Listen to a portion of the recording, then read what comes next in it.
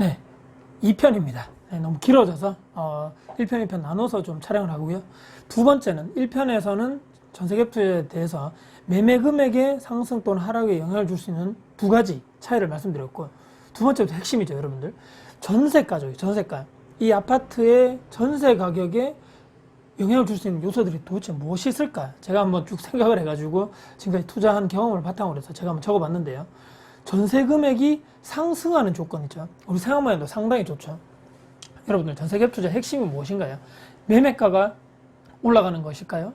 아닙니다. 제가 볼 때는, 제가 왜 자꾸 전세갭 투자. 자, 전세가가 올라야지만 실질적으로 무조건 그 전세가가 밀어 올리는 만큼 우리가 매매 금액이 상승할 수 있고, 계속적으로 팔지 않고 내가 계속적으로 이 매물을 가지고 간다는 조건 하에서는 매매가가 주구장창 올라봤자 나는 2년마다 재계약을 할 때 전세 금액은 계속 그대로 오면 팔아야지 그게 내 돈이 되는데, 만약에 전세가가 2년마다 올라주고 또 전세 매매가 금액이 또 밀어 올라가고 또 2년 뒤에 상당히 또 좋아서 올라가고 또 올라주고, 자, 그렇게 되면 팔지 않고도 전세 상승 부분만큼은 그 돈이 계속적으로 나에게 돌아오는 구조이기 때문에 저는 계속적으로 그런 투자를 여러분들이 추구하셨으면 좋겠다. 물론 이제 팔아야 될 타이밍이면 팔아야 되겠지만, 자, 그래서 말씀드린 전세가에 어떤 영향을 줬을 때 올라가고 떨어질 것인가. 자, 우리가 첫 번째 말씀드리는 올라가는 경우, 상상만 해도 너무나 좋은 바람직한 투자를 우리가 했을 경우겠죠. 자, 올라가는 경우 무엇이 있을까요? 자, 우리가 보통, 저도 전세를 살아본 적이 있고 여러분들 영상 보시는 분들도 전세를 살아보신 분들이 상당히 많을 거라 생각하는데, 전세 여러분들 왜 들어가시나요? 자, 솔직하게 현실적으로 우리가 전세를 왜 사는가? 대한민국에 밖에 없다 그러죠, 이 전세라는 제도가. 그러니까 전세갭 투자가 대한민국에 밖에 없겠죠. 자, 저도 예전에 살았지만 아직까지 저 매매에 대해서 잘 모르고, 부동산에 잘 모르고, 대신에 살 집은 필요한데 위치적으로 되게 괜찮고 내 직장에서도 가까우면 좋겠고, 그것이 가장 1순위 아닌가요? 지하철에서 가까우면 좋겠고, 교통이 편했으면 좋겠고, 또 주변에 상권이 잘 형성돼서 내가 뭐 어떻게 뭐 영화관을 가든지 주변에 마트를 가든지 은행을 가든지 주변에 다 가까이 있으면 좋겠다.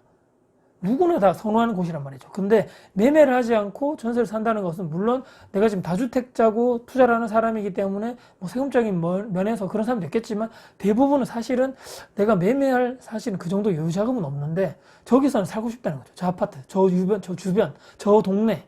그렇기 때문에 사실은 저도 예전에 그렇게 했었고, 여러분들도 이런 자금적으로 내가 부족한 면이 있고, 또는 하락론자도 있을 수 있겠죠. 네, 저 아파트 꼭 떨어질 거야. 이제 일단 전세로 살다가 돈을 모으고 있다가 나중에 떨어지면 그때 살 거야 라 하시는 분도 있겠죠. 중요한 것은 누구나 다 살고 싶은 위치 있죠, 거기. 이 전세가 충분하게 올라가는 요소가 무엇인가요? 무조건 입지입니다. 입지, 위치. 이 매매 금액 상승하고 여기도 비슷하게 이런 뭐 다 맞춰지는 그런 비슷한 얘기겠지만, 가장 전세가의 핵심인 요소는 위치입니다.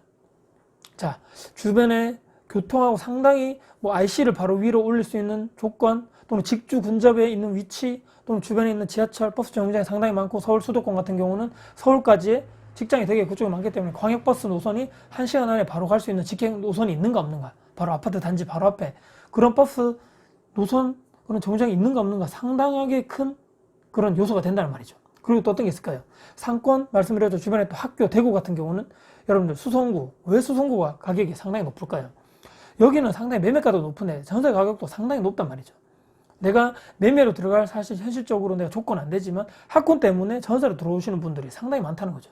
그렇기 때문에 이런 위치적으로 상당히 그 동네에서 위치적으로 상당히 좋은, 또 입지적으로 또 학군 쪽으로 주변에 학원과 학교가 상당히 많고 좋은 그런 학원과 뭐 그런 주변에 그런 게 되게 많은 이런 지역에 사람들이 몰릴 수밖에 없다는 거죠. 자, 그런데 주변에 상당히 공급이 많다고 예를 들어 보자고요. 근데 내가 지금 상당히 입지 좋은 구축에 살고 있는데 주변에 뭐 대규모 딱 그 아파트 공급이 딱 돼가지고 2년 뒤에 거기에 분양 물량, 입주 물량이 상당히 많아진다고 쳤을 때, 최근에 제가 했던 경험이죠. 자, 그런데 확실하게 중요한 것은요, 지금 저는 이제 구축 아파트 전세갭 투자를 얘기하고 있기 때문에 여러분들 아셔야 될 것은, 저기 지금 분양이 되고 이제 나중에 상당히 많은 저기 입주 물량이 들어올 건데, 이제 내가 지금 투자로 들어왔는데 여기 지금 뭐 가격 확 떨어지는 거 아니야? 당장 팔아야 되는 거 아니야? 이렇게 생각하지만, 구축도 구축 나름이라 제가 그때 말씀드린 영상에서 말씀드렸지만, 구축도 신축에 이길 수 있는 단 하나의 요소는 입지라고 말씀드렸습니다. 위치. 제가 가지고 있는 그 구축은 상당히 오래됐지만 입지적으로는 여기에 밀리지 않는다는 거죠. 주변에 뭐 바로 앞에 지하철 역세권이 있고 주변에 상권이 발달하고 있고 대형마트도 있고 영화관도 지금 개설될 예정이고 얼마나 좋습니까? 사람들이 지금 노도나도 와서 막 전세 매물이 내놓자마자 팔리는 이런 지금 계약되고 그럼 전세 효과가 계속 올라가는 자 요런 전세 구축에 이제 전세 사시는 분들의 수요와 저쪽에 신규에 전세로 사시는 분들의 수요는 상당히 다르다. 현실적으로 인정해야 됩니다.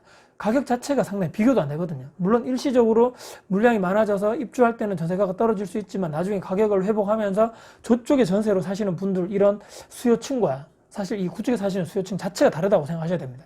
그렇기 때문에 구축은 무조건 팔아야 돼. 입주 물량이 많기 때문에 지금 내 것은 안 될 거야. 팔아야 되겠다. 이렇게 생각하시는 분들은 위치가 안 좋은 곳, 소규모 단지, 뭐 직주 근접이 안 되고 지하철하고 상당히 멀고 학원가도 없고 학교도 없는 이런 위치는 상당히 고려를 해보셔야 되겠지만 그것이 아니고 내가 지금 아파트 위치 되게 좋아. 대규모.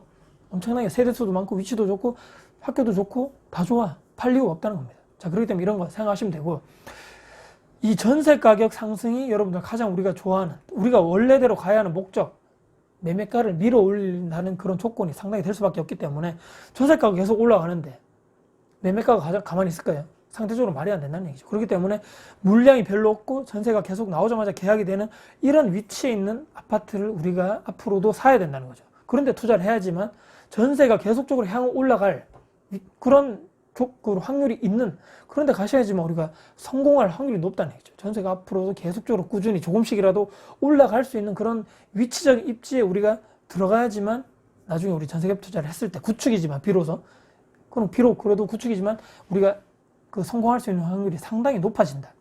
조금 비싸더라도 이런 쪽에 있는 아파트에 전세가가 계속적으로 올라가고 전세 물량이 별로 없는 이런 쪽에 들어가셔야지 올바른 투자를 하는 것이다. 저는 그렇게 생각합니다. 반대로 떨어지는 조건이 무엇이 있을까요? 말씀드렸죠, 제가. 공급이 많아도 아까적으로 위치가 상당히 좋으면 방어를 하고 추후에 시간이 지나가면 올라가는데 위치가 안 좋고 입주도 안 좋고 사람들이 어떨까요? 저쪽에 대규모 만약에 공급이 있는 일시적으로 그때 딱 입주할 때 전세가가 팍 떨어졌단 말이죠. 그럼 구축에 살고 있는 전세 입자들 생각에서는 여기 되게 세대수도 작고 말이야. 위치도 안 좋아. 교통도 불편해. 학교도 근처에 없어. 나 절로 갈 거야. 전세 수요자들이 여기 있다가 절로 쫙 빠졌을 때 집주인 입장에서 어떻습니까? 전세를 구해야 될 때 또 매물을 내놓겠죠. 그러면 매물이 계속 쌓이게 됩니다. 그럼 집주인 입장에서는 혹시라도 대출을 받아 있거나 또는 지금 내 돈이 별로 없습니다. 빨리 구해야 되면 전세 금액을 올려야 될까요? 내려야 될까요, 여러분들? 여러분이 집주인이라면 당연히 전세 가격이 떨어질 수밖에 없다는 거죠. 일시적으로 여기 있던 수요가 저쪽으로 다 옮겨가면서 더 입지 좋은 쪽으로 또 새 아파트 쪽으로 옮겨가면서 내가 지금 상당히 입지가 안 좋은 쪽에 있는 아파트에 있는 집주인들은 전세 금액을 낮춰서라도 계약을 할 수밖에 없다. 그럼 매물도 쌓이고 전세 금액도 자꾸 떨어지고 계속 이 악순환이 반복되면서 나중에 추후에는 매매가 자체도 계속적으로 떨어질 수밖에 없는 완전 최악의 경우 우리가 들어가지 말아야 될 아파트 모든 조건을 갖추게 된다는 거죠. 그러니까 제가 지금 1편하고 2편하고 지금 시간이 조금 길어져서 나눠서 설명드렸는데요.